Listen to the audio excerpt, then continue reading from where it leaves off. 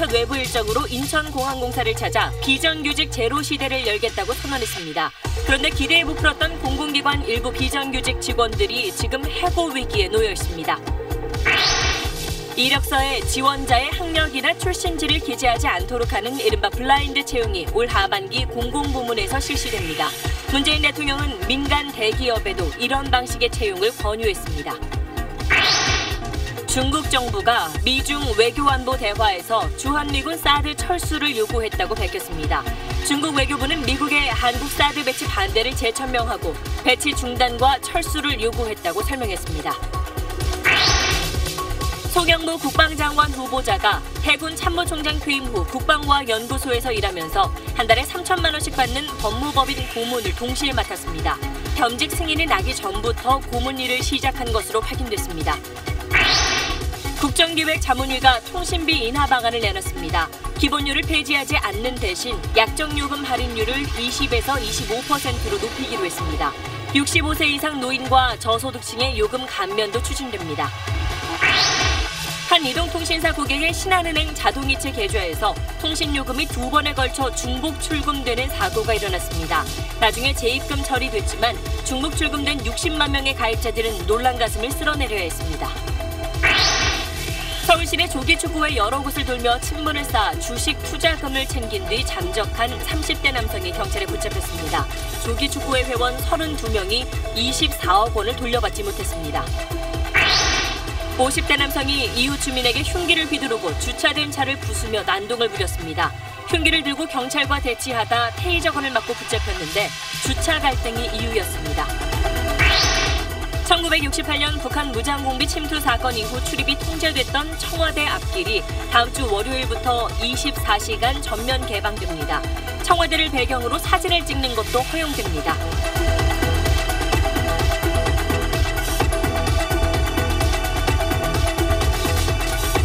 에너지를 쓰던 자동차가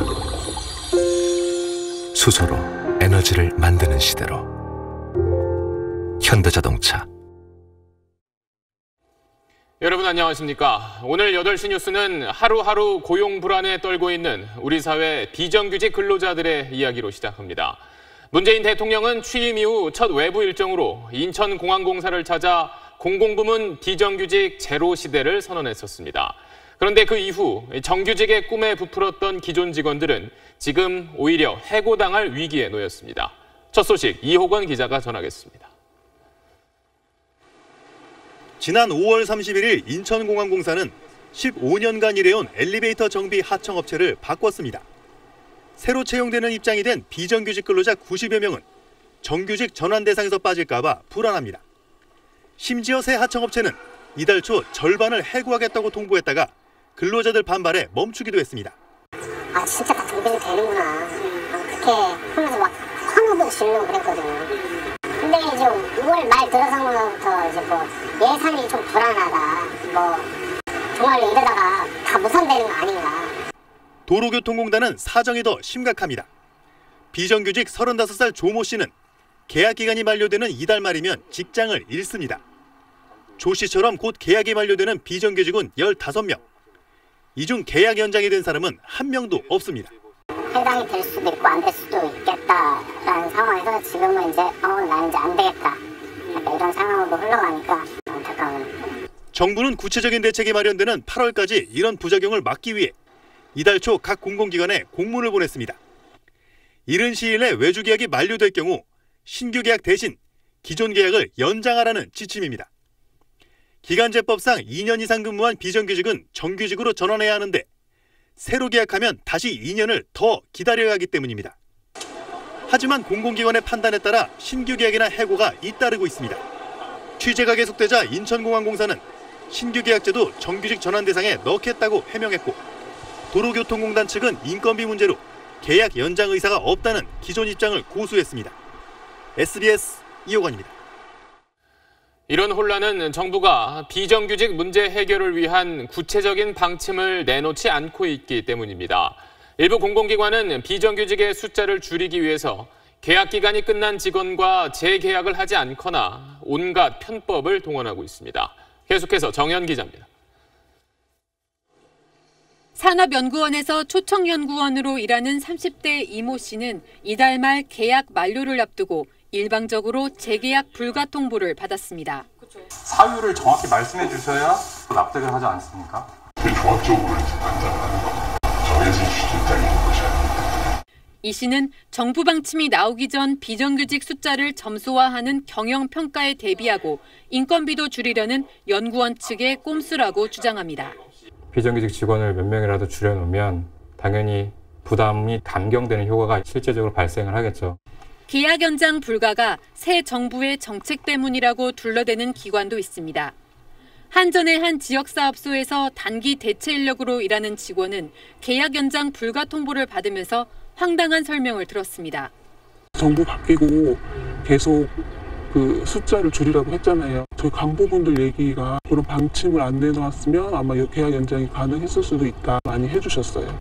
이처럼 비정규직을 둘러싼 혼란이 커지자 정부는 다음 주 구체적인 정규직 전환 기준을 제시한다는 계획입니다. 상시 직업적 업무가 어떤 것인지 그리고 전환 대상이 어떤 업무들인지 이런 것들에 대한 기준이 나오는 거죠.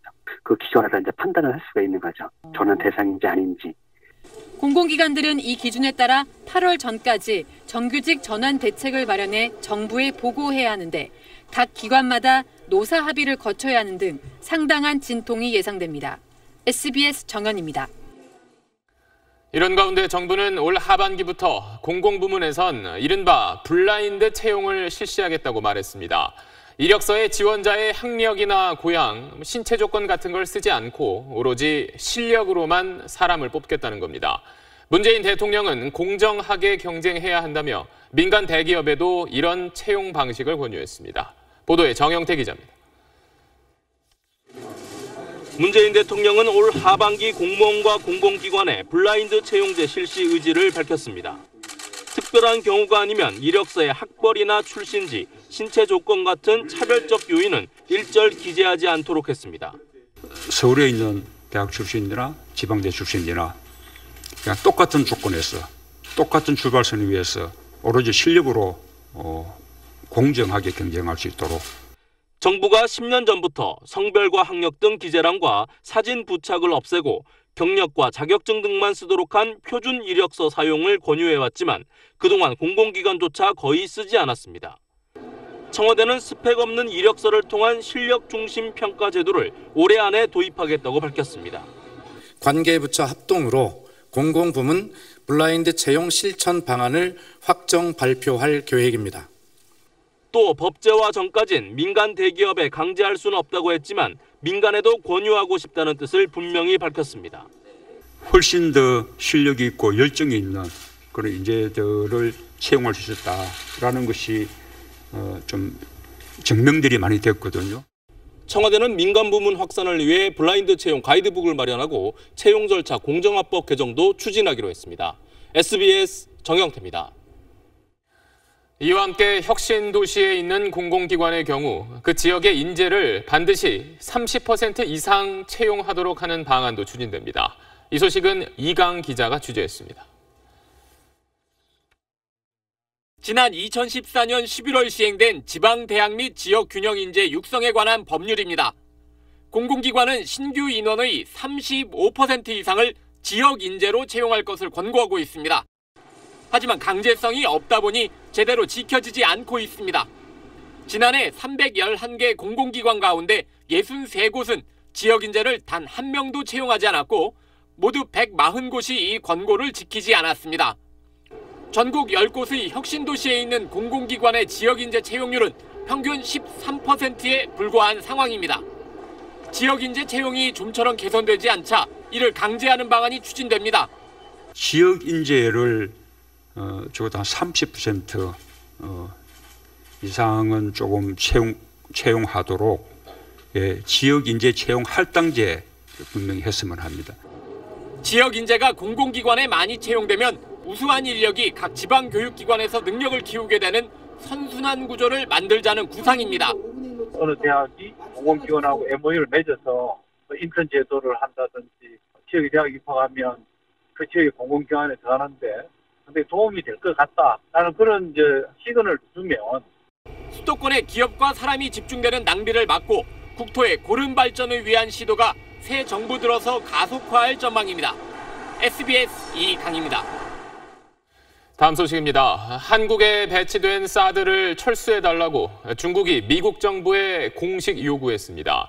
한미 정상회담을 일주일 앞두고 사드 문제가 새로운 국면을 맞고 있습니다. 베이징에서 정성엽 특파원입니다. 양제츠 중국 외교 담당 국무위원이 틸러슨 미 국무장관을 만난 자리에서 한국에 배치한 사드 시스템을 즉각 중단하고 철수할 것을 요구했습니다. 중국 외교부는 회의가 끝난 뒤 회의 결과를 설명한 자료에 이런 사실을 분명하게 밝혔습니다. 미국 정부의 사드 철수를 공식 요구하고 이 사실을 공개까지 함으로써 물러서지 않겠다는 의지를 분명히 한 겁니다. 중국은 북핵 문제 해법과 관련해서도 자신들의 해법인 쌍궤 병행, 즉 한반도 비핵화와 북미 간 평화 협상을 함께 진행해야 한다고 강조했습니다. 我们相继提出了双轨并行的思路，我们的中方的这些倡议主张已经得到了越来越多国家的理解和支持。 뉴욕타임스는 한반도 내 미 군사력을 감축하고 그 대가로 북한이 핵과 미사일 실험을 동결하도록 하자는 내용의 협상을 중국이 미국 측에 제안했다고 보도했습니다. 최근 미국을 방문하고 돌아온 문정인 특보의 제안과도 비슷한 맥락이라고 뉴욕타임스는 설명했습니다. 북핵 문제 해결이라는 공동의 관심사를 앞에 두고 미국과 중국이 사드 문제로 정면 충돌하는 양상을 보이면서 한반도 상황이 더욱 복잡하게 꼬여가고 있습니다. 베이징에서 SBS 정성엽입니다. 문재인 대통령이 외신과 세 번째 인터뷰를 갖고 중국 시진핑 주석에게 한국 기업에 대한 사드 보복 조치를 중단해달라고 요청하겠다고 말했습니다. 또 북핵 문제 해결을 위해서 중국이 더 큰 역할을 해야 한다고도 말했습니다. 이 소식은 남승모 기자입니다. 문재인 대통령은 오늘 로이터 통신과의 인터뷰에서 북한이 머지않아 미국 본토를 타격할 수 있는 핵탑재 대륙간 탄도미사일을 손에 넣을 걸로 본다고 밝혔습니다. 만약 북한이 대륙간 탄도미사일을 시험 발사하거나 6번째 핵실험을 강행한다면 강력한 제재를 가해야 한다고 말했습니다. 그러면서 중국의 역할론을 강조했습니다.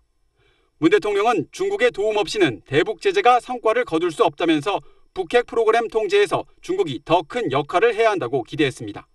북한에 대해서도 가장 많은 경제적인 도움을 주고 있는 나라입니다. 중국의 참여나 협력이 없다면 실효성을 거두기 어려운 그런 입장입니다. 또 다음 달 열리는 G20 정상회의 때 시진핑 중국 국가주석을 만나 사드 배치 이후 중국이 우리 기업에 취한 보복 조치를 철회하도록 요청하겠다고 말했습니다. 일본과의 높은 단계의 대북 정보 교환도 원한다며 대북 공조 강화 의지도 밝혔습니다. SBS 남승모입니다. 송영무 국방부 장관 후보자가 저녁 이후 국책기관에서 일하면서 동시에 대형 법무법인의 고문을 맡아 한 달에 3천만 원을 받은 걸로 밝혀졌습니다. SBS 취재 결과 겸직 승인도 받기 전에 근무를 시작한 걸로 확인됐습니다. 한상우 기자입니다. 해군 참모총장 퇴임 후 국책기관인 국방과학연구소에서 근무하던 송영무 후보자가 법무법인 고문 겸직을 승인받은 문건입니다. 작성 날짜는 2009년 3월 6일입니다. 그런데 송 후보자가 국회에 제출한 법무법인 재직증명서에는 2009년 1월부터 근무한 걸로 적혀 있습니다. 겸직 승인도 받기 2달 전부터 법무법인 고문으로 일했다는 얘기입니다. 이때부터 매달 3천만 원씩 2년 9개월간 모두 9억 9천여만 원을 받았습니다. 하지만 송 후보자가 작성한 겸직 허가 신청서에는 급여가 월 약간의 활동비 정도라고 적혀 있습니다. 허위 신고 의혹이 나오는 대목입니다. 송 후보자는 구두로 승인받아 겸직을 시작했고 고의로 급여를 축소한 건 아니라고 해명했습니다. 얼마 받으리라고 생각도 안 하고 ADD 근무한 그 정도로만 임금으로 생각하고 그런 식으로 써놨던 거예요. 송 후보자는 법무법인을 나온 뒤 한 방산업체의 자문 역할을 맡아 30개월간 2억 4천여만 원을 받았습니다. 법무법인과 방산업체를 거치며 받은 돈만 12억 4천만 원입니다. 송 후보자는 자신의 군경력과 고액의 자문료는 상관이 없다고 부인하고 있지만 야당은 전관예우를 이용해 방산 분야의 로비스트 역할을 한 것이 아니냐며 청문회 검증을 벼르고 있습니다. SBS 한상우입니다. 국정기획자문위원회가 오늘 문재인 대통령의 핵심 공약이었던 통신비 인하 방안을 발표했습니다.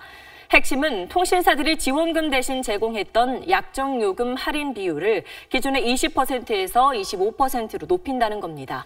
또 65세 이상 노년층에게 11,000원을 감면해주고 저소득층에겐 기존 감면 혜택에 11,000원을 추가로 깎아줍니다. 중기적으로는 평균 음성 데이터 사용량의 50에서 70% 수준을 2만 원에 이용할 수 있도록 하는 보편요금제를 도입하기로 했는데 통신사들은 반발하고 있습니다. 유병수 기자가 살펴봤습니다. 정부는 먼저 약정요금을 5%포인트 더 할인하는 방안을 2달의 준비기간을 거쳐 바로 시행할 계획입니다. 할인율 20%를 적용받는 4만 원 상품 가입자는 추가로 월 2,000원, 신규 가입자는 10,000원을 할인받게 됩니다. 기본료 폐지보다 약정 할인율을 상승하는 것이 국민에게, 통신 소비자에게 더 큰 후생 증대 효과를 가져온다.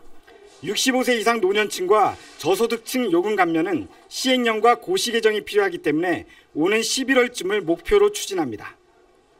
음성 200분, 데이터 1GB를 월 2만 원 정도에 쓸 수 있게 하는 보편요금제는 법 개정이 필요합니다.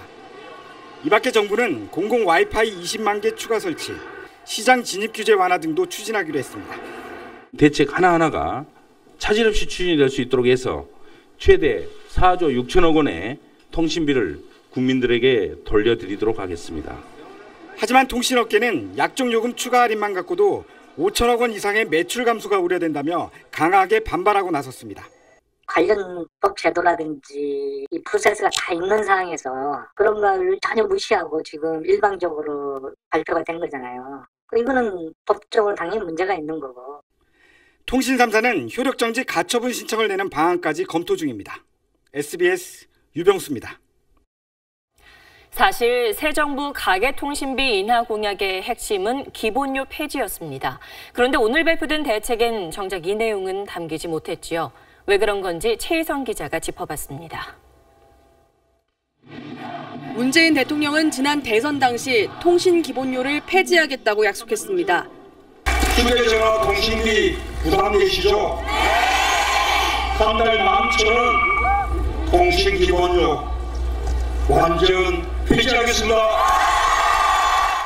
하지만 대선 이후 국정기획자문위가 기본료 폐지 문제를 본격 검토하면서 논란이 불붙었습니다.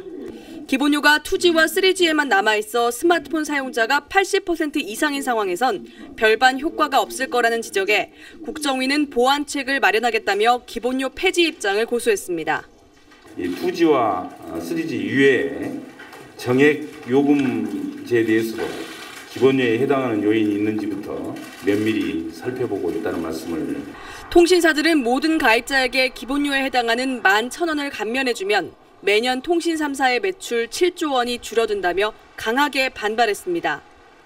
4차까지 거듭된 미래부 업무보고 끝에 결국 기본료 폐지가 포함되지 못하자 시민단체들은 공약 후퇴라고 지적했습니다.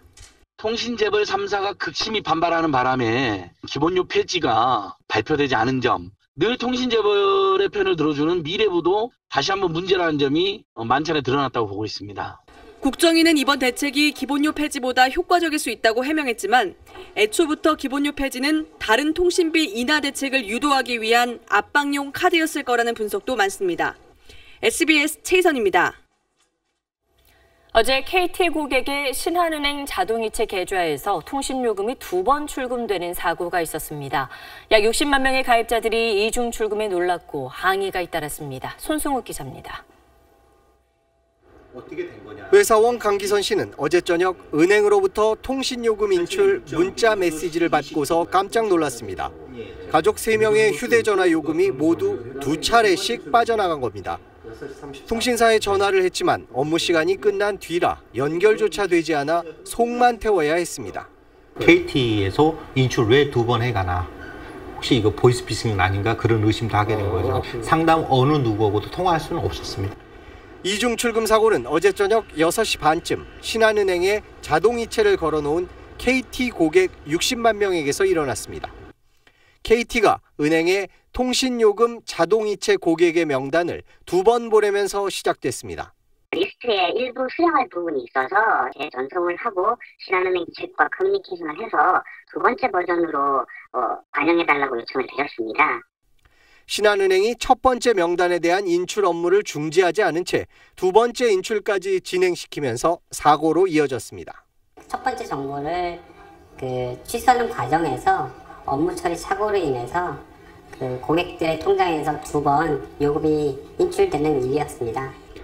은행 측은 자정쯤 중복 출금된 330억 원을 고객 계좌에 재입금 처리했습니다. 하지만 개인정보 유출과 해킹 등으로 금융거래에 민감해진 고객들은 놀란 가슴을 쓸어내려야 했습니다. SBS 손승욱입니다.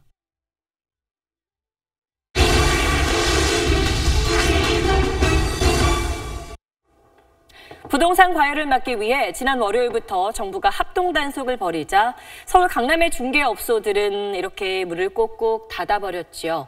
그런데 밤이 되니 사정이 달라집니다. 단속을 피해 야간 영업을 하는 이른바 올빼미 중개업소들이 하나둘 늘고 있는 겁니다. 기동 취재 박수진 기자입니다. 서울 잠실의 한 재건축 아파트 단지 상가.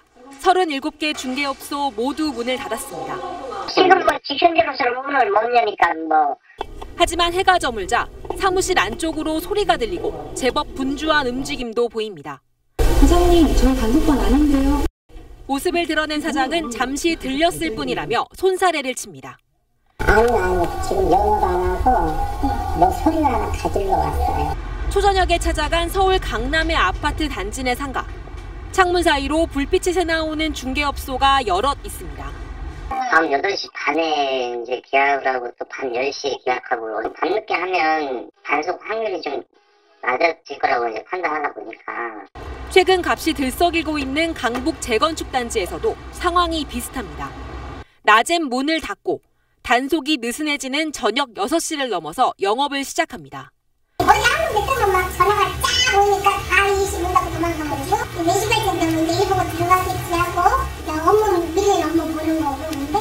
과열을 잡기 위한 단속이 엄포용일 뿐 효과가 없을 거란 지적도 나옵니다. 거래 안 된다고 금액이 올라가게 안 올라가고요. 잠시 거래가 일주일 뒤로 미뤄지고 있습니다. 현재 전국에 투입되는 단속 인력은 모두 합해도 30에서 40명 수준에 불과합니다. 그나마 낮 동안만 이루어지는 형식적인 단속에 현장 조사로 적발된 불법 사례는 아직 없는 것으로 알려졌습니다. SBS 박수진입니다. 조기 축구회에 들어가 친분을 쌓은 동호인들을 대상으로 거액의 주식 투자금을 챙긴 남성을 경찰이 조사하고 있습니다. 32명이 24억 원을 투자했다 떼일 처지에 놓였습니다. 보도에 박찬근 기자입니다. 15년째 공을 차고 있다는 서울 은평구의 한 주말 조기 축구회입니다. 모여서 운동은 하고 있지만 마음이 뒤숭숭합니다. 회원 25명 중 11명이 한 회원에게 투자금을 맡겼는데 이 회원이 돈과 함께 자취를 감춘 겁니다. 약속했던 수익금을 몇 달째 주지 않더니 원금을 돌려주겠다고 하다가 한 달여 전 연락을 끊어버렸습니다. 다음 주쯤 될 것 같으니까 형님이 원금 부분 다시 회수해서 가지고 계셔보고요. 자신을 주식 투자가로 소개한 33살 이모 씨는 주식 투자 방법 강의 동영상을 인터넷에 올려놓기도 했습니다. 게다가 10년 가까이 함께 운동한 사이라 회원들은 이 씨를 믿었다고 하소연합니다. 또 명절 때마다 와서 진짜 깍듯이 선물도 해주고 그러니까 흔한 말로 빼먹기 위한 하나의 미끼였다는 거죠. 이 씨가 가입한 조기축구회는 여기만이 아니었습니다. 7, 8개 조기축구회에서 회원들에게 월 5%의 수익을 약속하고 주식 투자를 권유했습니다. 이 씨에게 투자한 사람은 32명, 돌려받지 못한 돈은 24억 원에 달한다고 회원들은 밝혔습니다. 피해자들의 고소로 경찰의 수사가 시작되자 이 씨는 경찰에 출석해 조사를 받고 있습니다. SBS 박찬근입니다. 오늘 오후 경기도 일산의 한 종합병원에 승용차가 돌진해 2명이 크게 다쳤습니다. 사고 당시 운전자는 오른쪽 다리에 깁스를 하고 있던 걸로 확인됐습니다. 이현영 기자가 취재했습니다. 산산조각난 병원 유리벽 아래로 승용차 한 대가 거꾸로 박혀 있습니다. 51살 이모 씨가 운전하던 승용차가 경기도 일산의 한 종합병원에서 사고를 낸 건 오늘 오후 2시 50분쯤. 진료를 받기 위해 병원을 찾았던 이 씨는 회전교차로를 돌다 주차된 차에 이어 병원 건물을 들이받았습니다. 사고가 난 현장입니다. 차량은 유리벽을 뚫고 그대로 떨어져 내려 지나가던 보행자들을 덮쳤습니다. 건물이 무너지는 줄 알고 뛰쳐나갔거든요. 근데 저기 사고 난 거 보고 깜짝 놀랐어요. 이 사고로 모두 8명이 크고 작은 부상을 입었는데 지하 1층 계단을 지나던 48살 여성 김모 씨와 45살 여성 정모 씨가 크게 다쳤습니다.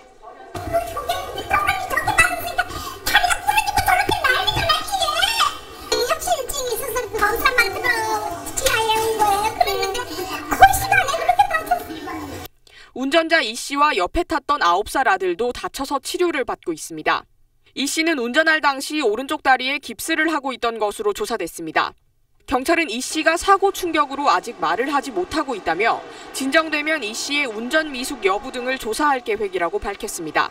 또 차량이 아주 빠른 속도로 돌진한 건 아니었다는 목격자 진술을 토대로 정확한 사고 원인을 조사할 예정입니다. SBS 이현영입니다. 한 50대 남성이 이웃 주민의 차를 부수고 또 흉기를 휘두르며 난동을 부리다 경찰의 테이저건을 맞고 붙잡혔습니다. 이웃과 주차 갈등이 그 이유였습니다. 김기태 기자입니다.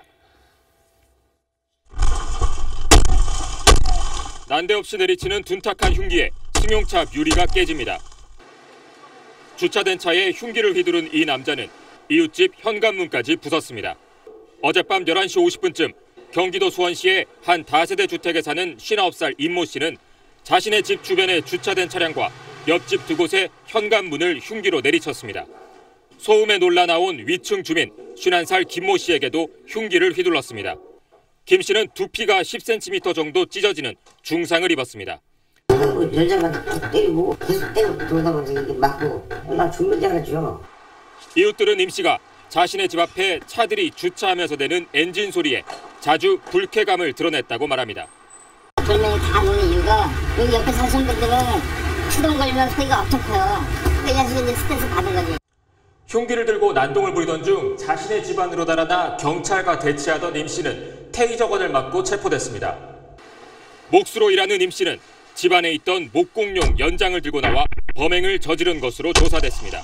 몇 병 먹었는지 본인은 얘기는 안 하는데 여기 조사받을 당시는 좀 많지 않은 상태였어요. 경찰은 살인미수 혐의를 적용해 임 씨에 대해 구속영장을 신청할 방침입니다.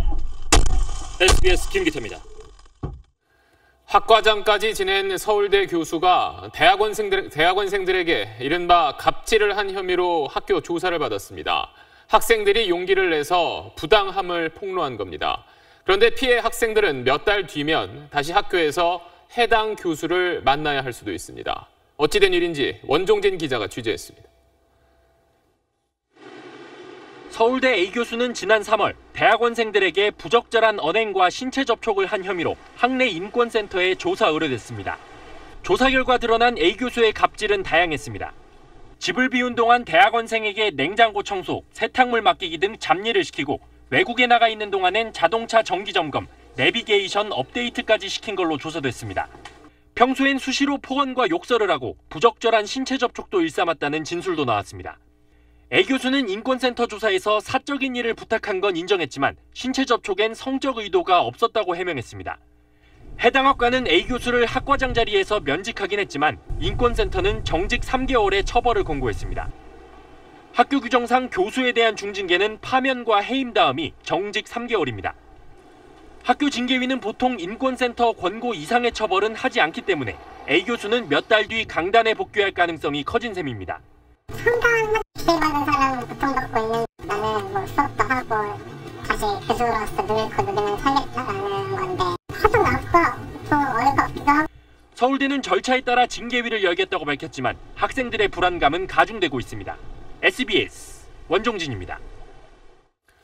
중앙일보와 JTBC가 홍준표 전 경남지사를 명예훼손죄로 검찰에 고소했습니다. 홍석현 전 회장을 겨냥해 새 정권에 잘 보이기 위해서 언론 매체를 이용했다고 한 홍준표 전 지사의 발언이 문제가 됐습니다. 보도에 손형한 기자입니다. 문제가 된 홍준표 전 경남지사의 발언은 지난 18일 자유한국당 전당대회 출마 기자회견에서 나왔습니다. 신문 갖다 바치고 방송 갖다 바치고 조카 구속시키고 겨우 얻은 자리가 청와대 특보자리. 중앙미디어 네트워크 측은 고소장에서 홍 전 지사가 실명을 거론하진 않았지만 홍석현 전 회장이 중앙일보, JTBC가 특정인이나 세력에 유리하게 보도하도록 하고 조카인 이재용 삼성전자 부회장 구속에 영향을 미쳐 특보 자리를 얻었다는 의미가 명백하다고 밝혔습니다. 또 이런 주장은 근거 없는 거짓 발언이라면서 중앙일보와 JTBC, 홍 전 회장의 명예를 심각하게 훼손했다고 주장했습니다. 홍석현 전 회장은 새 정부의 특사로 미국을 방문했고 이후 대통령 통일외교안보 특별보좌관에 지명됐습니다. 이에 대해 중앙미디어 네트워크 측은 청와대 통일외교안보 특보 지명은 사전 협의 없이 이뤄졌고 발표 직후 고사했다고 강조했습니다. 저하고 상의를 안 하고 발표를 해가지고 조금 당혹스럽네요. 이에 대해 홍 전 지사는 고소 대상이 아닌 정치적 판단을 고수한 것이라고 비판했습니다. SBS 손형원입니다. 생선은 우리 몸에 좋은 요소가 풍부한 건강식품이지만 뭐든 지나치면 좋지가 않습니다. 특히 어린이나 임산부는 생선을 너무 많이 먹으면 중금속이 몸에 축적될 수 있습니다. 그럼 얼마나 또 어떻게 먹는 게 좋을지 장선희 기자가 자세히 설명하겠습니다. 중금속 오염도 정도는 좀 고려의 대상이 되기는 해요. 근데 이제 어린아이들이 이게 쌓이고 그러면 안 좋다고 하니까 우려가 돼요. 그렇다고 또 몸에 좋은 생선을 안 먹을 수는 없고.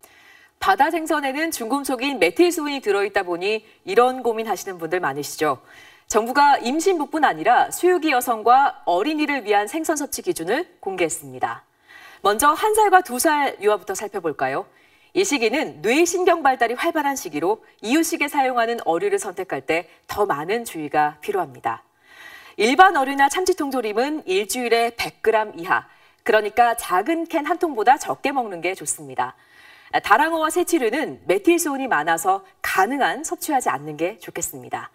다만 참치통조림에 사용되는 가다랑어는 횟감용 참치인 참다랑어보다 메틸수은 함량이 10분의 1 정도 수준이라 안심하셔도 좋습니다.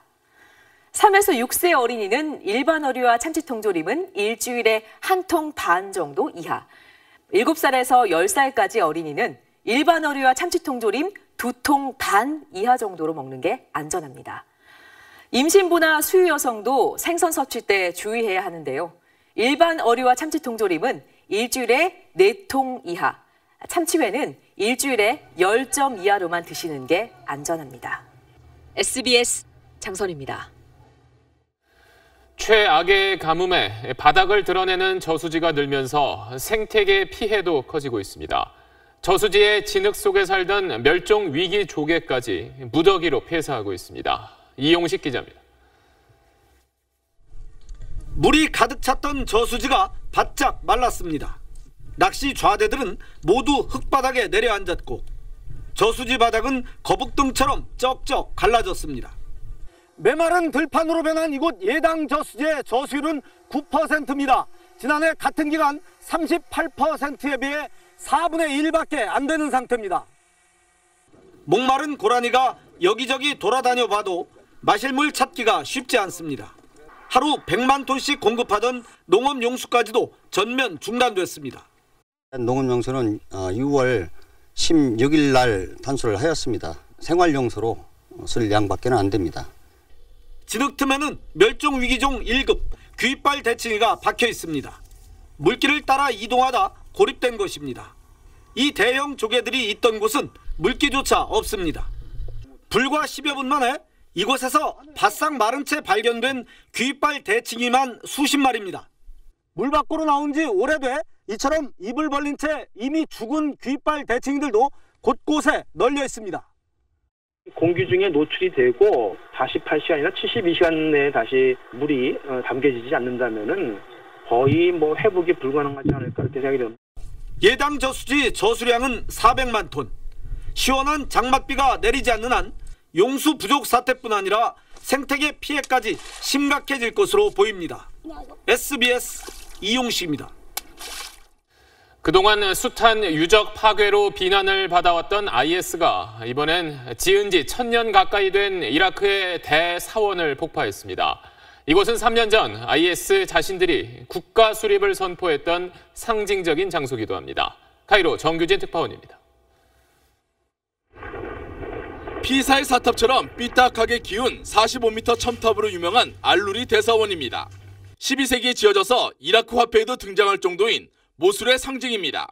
900년을 버텨온 이 유적이 하루아침에 잿더미가 됐습니다. 돔 구조물만 힘겹게 서 있을 뿐 주변이 흔적도 없이 사라졌습니다. 이라크군이 사원의 50m 앞까지 진격하자 IS가 사원을 폭파한 겁니다. 이라크군은 사원을 점령한 뒤 그곳에서 모술 탈환을 선언할 예정이었습니다. IS는 그동안 우상 숭배라며 숱한 유적을 파괴했지만 자신과 같은 순위파 지역의 사원을 파괴한 적은 없었습니다. 무엇보다 알루리 사원은 3년 전 IS 지도자 알-바그다디가 국가 수립을 선포한 곳이기도 합니다. قد من الله تبارك وتعالى عليهم بنصر وفتح ومكن لهم بعد سنين طويلة. 이라크 총리는 IS가 자신들의 성전과 같은 알루리 사원을 폭파한 것이 모술에서 패배를 인정한 증거라고 자평했습니다. 알루리 사원 폭파는 한때 한반도의 3배나 되는 영토를 점령했던 IS가 3년 만에 얼마나 궁지에 몰렸는지를 잘 보여주는 상징적인 사건입니다. 카이로에서 SBS 정규진입니다. 사우디아라비아를 비롯한 이슬람 순위파 7개 나라가 지난 5일 카타르와 단교를 선언했습니다. 이슬람의 다른 종파인 시아파 국가 이란과 가깝게 지낸다는 게 이유였습니다. 인간들의 이런 해묵은 종파 싸움에 애꿎은 동물들이 순환을 당하고 있습니다.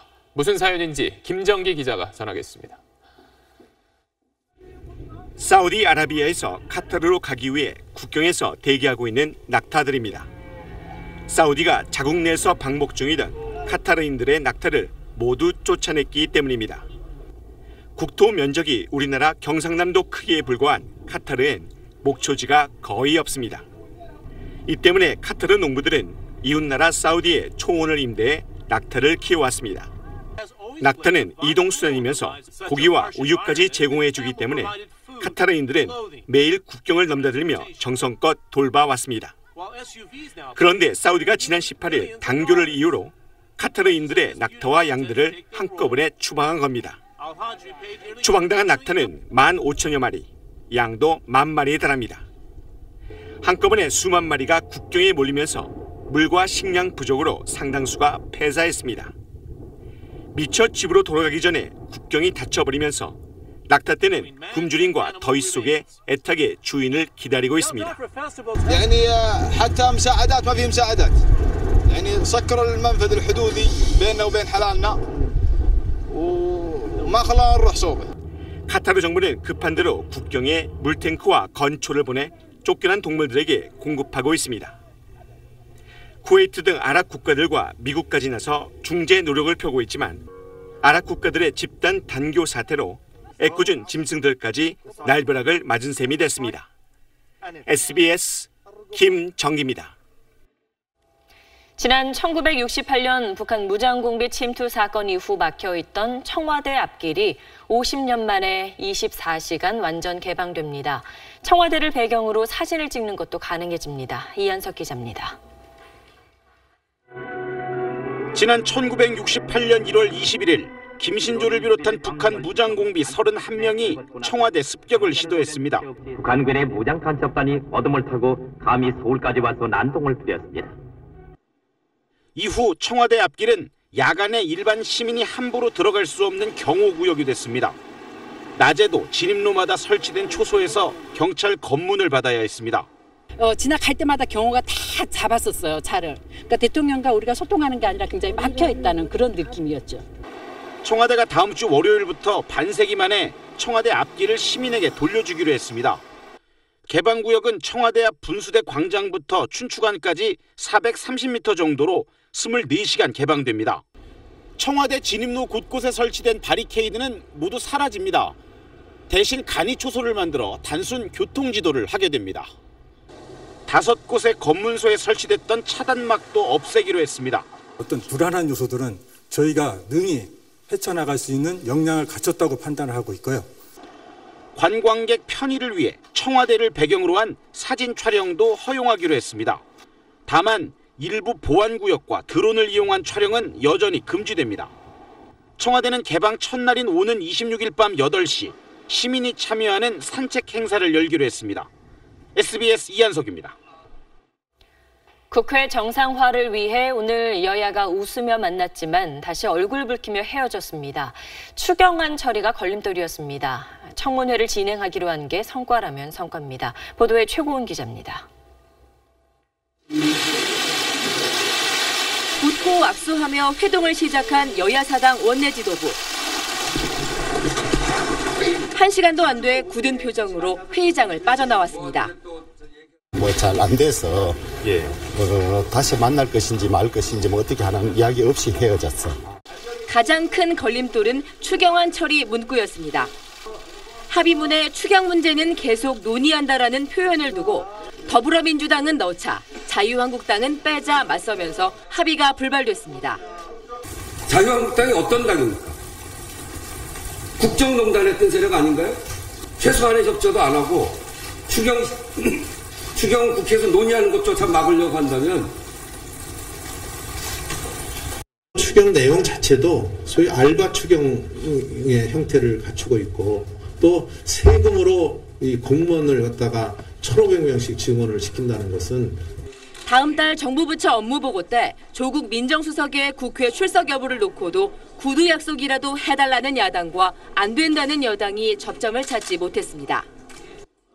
멈춰선 상임위원회를 정상화해 인사청문회를 치르기로 한 게 고작입니다. 이렇게 경색된 전국 속에서도 정당의 돈줄을 살리는 법안은 본회의를 통과했습니다. 각 정당은 중앙당 후원회를 부활시켜 연간 50억 원까지 후원금을 모을 수 있게 됐습니다. SBS 최고은입니다. 대형마트와 홈쇼핑 같은 대형 유통업체의 부당한 갑질 횡포에 대해 공정위가 제재를 강화하기로 했습니다. 불공정 행위가 적발되면 물리는 과징금을 지금보다 최고 2배 올리기로 했습니다. 정호성 기자가 보도합니다. 지난해 5월 납품업체의 횡포를 부린 대형마트 3사에 사상 최대 규모의 과징금 238억 원이 부과됐습니다. 납품업체에 판촉 행사 비용을 떠넘기거나 인테리어 비용을 강요하는 등 이른바 갑질을 한 게 적발된 겁니다. 조명을 바꿔달라든지 바닥 디자인을 바꿔달라든지 여러 가지 경우가 있고요. 아시다시피 의리인데 그런 얘기를 할 수도 없고 해서도 안 되고. 의뢰 눈물을 닦아주겠다고 공언한 김상조 공정거래위원장이 대형 유통업체 갑질 근절을 위한 첫 조치를 내놨습니다.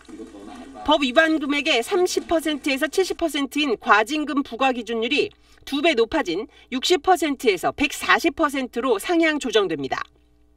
이 기준을 적용하면 지난 2013년 판촉사원의 인건비를 납품업체에 떠넘겨 한 대형마트에 부과된 12억 6,300만 원의 과징금이 17억 원으로 35% 늘어납니다. 반면 자진 시정하거나 조사에 협조할 경우 과징금을 30%에서 50%까지 깎아주던 것도 최고 20%로 축소됩니다. 불공정 거래 행위에 대한 억제력이 높아지고 과징금 감경 조정도 보다 구체화된 기준에 따라 투명하게 이루어질 것으로 기대됩니다. 공정위는 또 기업들이 자료 제출 명령에 따르지 않을 경우 지금까지 과태료만 부과하던 것을 앞으로는 형사 고발하기로 했습니다. SBS 정호선입니다. 성능 미달 장비 도입을 막은 기상청 산하기관의 내부 고발자가 5년 만에 무죄 판결을 받았습니다. 할 일을 하고도 5년 동안 외로운 법정 싸움을 해야 했습니다. 정구희 기자가 보도합니다. 지난 2011년 기상청 산하기관인 기상산업진흥원 직원 박 씨는 기상청이 성능 미달 장비를 입찰하려 한다고 국민권익위와 감사원에 제보했습니다. 심사위원들에게도 장비 성능이 떨어진다고 알렸습니다. 장비업체는 박 씨가 허위 사실을 퍼뜨린다며 검찰에 고발했고 검찰은 입찰 방해로 기소했습니다. 문제가 된 장비는 공항에서 돌풍을 감지하는 장비로 대법원은 작년 9월 민사소송 재판에서 이 장비의 성능이 부적합하다고 결론 내렸습니다. 업체가 입찰할 자격이 안 되는 건데 우리에서 입찰을 한 것 같습니다. 48억 원의 세금이 낭비될 뻔한 겁니다. 검찰은 박 씨에 대한 1심과 2심 재판에서 모두 무죄가 나오자 대법원에 상고했고 전체 소송은 5년 넘게 이어졌습니다. 대법원은 지난 19일 열린 상고심에서 무죄를 선고한 원심을 확정했습니다. 공기관에서 지금 올바르게 하려고 그랬는데 그거를 거꾸로 나쁜 놈으로 취급해갖고서 억울하기도 하고 맨날 검찰 불러내니까 얼마나 초조합니까. 박 씨는 다만 평가위원 명단을 외부로 유출한 혐의로 벌금 200만 원을 물었습니다. 장비 인수는 막았지만 이 과정에서 박 씨는 일자리를 잃었고 홀로 남은 소송을 이어가고 있습니다. SBS 정구희입니다. 지리산을 시작으로 국립공원이 생긴 지 올해로 50년이 됐습니다. 국립공원은 그동안 22곳으로 늘었고 잘 보존된 자연환경은 시민의 휴식처가 되고 있지요. 하지만 탐방객들이 부쩍 늘어나면서 환경 보전이 걱정이기도 합니다. 장세만 기자입니다. 1980년대 북한산 정릉 계곡의 명소였던 대형 수영장입니다. 시원한 계곡물을 끌어와 여름이면 발 디딜 틈조차 없었습니다. 계곡을 메운 음식점 평상마다 술판이 벌어지기도 했습니다. 북한산이 국립공원으로 지정되기 전 모습인데 지금은 확연하게 달라졌습니다. 불법 시설에 대한 대대적인 철거 작업으로 이 정릉 계곡의 자연은 회복이 됐지만 또 다른 문제는 끊임없이 밀려드는 등산객들입니다. 산행 시즌이면 긴 줄이 생겨 무질서가 난무하고 성질 급한 등산객들에게 출입금지 편말은 아무 소용없는가 하면 자연공원법 28조 출입금지 행위 위반하셨습니다. 산짐승도 쉬어야 할 한밤중에 모닥불을 피워놓은 채 산을 휘젓기도 합니다. 선비생 밑에는 다른 사람들 얘기 들었는데 이까지 진짜 몰라서. 2007년 국립공원 입장료가 폐지되면서 탐방객이 급증해 10년 새 1,600만 명, 57%가 늘었습니다. 그동안의 이용과 개발에 치우친 측면이 있기 때문에 앞으로는 엄격한 보존을 통해서 국립공원이 우리 아이들에게도 잘 전달될 수 있도록 환경부는 앞으로 새 탐방로를 만들 때는 기존 길을 없애거나 휴식년에 들어가는 탐방로 총량제를 도입하기로 했습니다. 또 국립공원 내 출입 금지 구역도 현재 4%에서 10%로 확대하기로 했습니다. SBS 장세만입니다.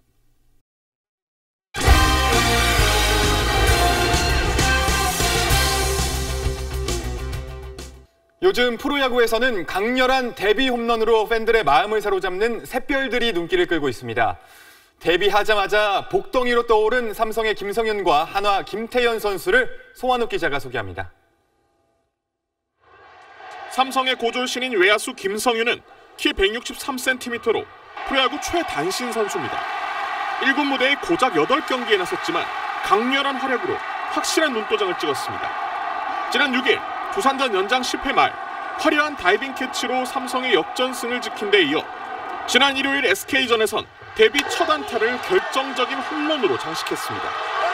팬들과 팀 동료들도 놀랐지만 고교 시절부터 홈런이 하나도 없던 김성윤 본인이 가장 놀랐습니다. 기분이 얼떨떨하고 베이스 돌 때까지 저는 솔직히 이게 홈런이란 걸 믿지를 못했어요. 어제는 한화의 고졸 2년차 김태현이 김성윤보다 더 인상적인 홈런을 때렸습니다. 육성 선수 꼬리표를 떼고 1군 데뷔전에 나서 첫 타석에서 초구를 받아쳐 왼쪽 담장을 넘겼습니다. 프로야구 사상 최초의 데뷔 타석 초구 홈런이었습니다. 데뷔 하루 만에 이름이 같은 가수 태연과 똑같이 탱구라는 별명도 붙었습니다. 나의 매력 포인트는? 눈? 잘하기보다는 뭐 항상 맡은 자리에서 최선을 다하고 열심히 하고 그런 선수가 되겠습니다. 어제 8번 타자로 나왔던 김태현은 오늘 한 타순 앞선 7번 타자로 등장해 2회의 데뷔 첫 볼넷을 골라냈습니다. SBS 소환욱입니다. 국내 여자 골프의 새로운 대세로 떠오른 김지현이 3주 연속 우승을 향해 힘찬 시동을 걸었습니다. 지난주 한국 여자 오픈을 제패한 김지현 선수, 뜨거운 샷감을 대부도 아일랜드 CC에서도 이어갔습니다. 이렇게 홀 가까이 붙이는 멋진 샷들을 만들어내면서 버디 행진을 펼쳤습니다. 첫날 5언더파로 선두와 2타차 공동 2위에 올랐습니다. 김지영이 7언더파로 단독 선두에 올랐고 조정민은 그림 같은 벙커샷 버디를 선보이며 큰 박수를 받았습니다. 프로야구 SK 거포들의 홈런왕 경쟁이 뜨겁습니다. 2위 한동민 선수가 먼저 시즌 22호 초대형 홈런을 터뜨리니까 1위 최정 선수가 곧바로 25호 홈런을 터뜨리면서 응수했습니다.